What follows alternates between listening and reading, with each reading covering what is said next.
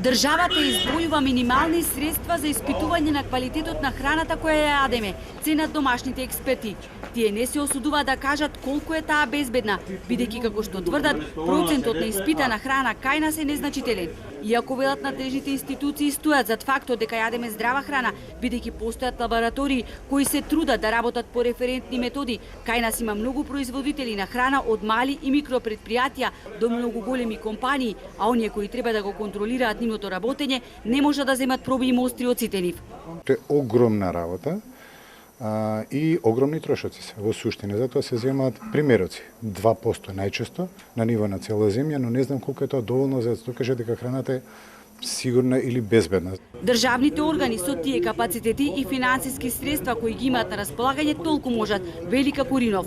Додава дека сме имале проблеми со квалитетот на месото, млечните производи, зеленчукот, па дури и со минерална вода, нагласувајќи дека со истите потешкоти се соочуваат и западните земји, но мерките кои се преземат таму и во нашата земја се различни. И можеби единствената разлика е што тие навистина се казнуваат. Значи, ако веќе се открие проблем, треба да се реши проблемот. А ако проблемот предизвика заболување или не да Боже смрт, навистина тоа треба да се казни за да потрошувачите знаат дека некој навистина се грижи до крај за потрошувачите.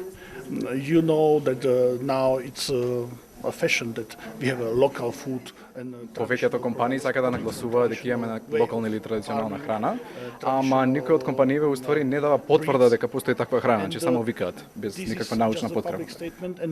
Nobody is proving this in fact.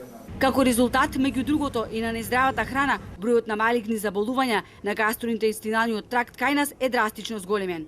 Имаме зголемување на бројот на пациенти со малигни болести, особено на дебелото црево, што е резултат на несоодветната исхрана. Сега, дали тука има улога генетската храна?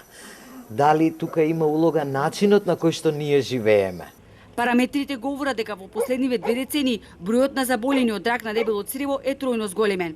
Во период од 95 до 2000 година имало околу 100 заболени со карцином на дебело црево, а лани тој број изнесувал околу 500 ново заболени.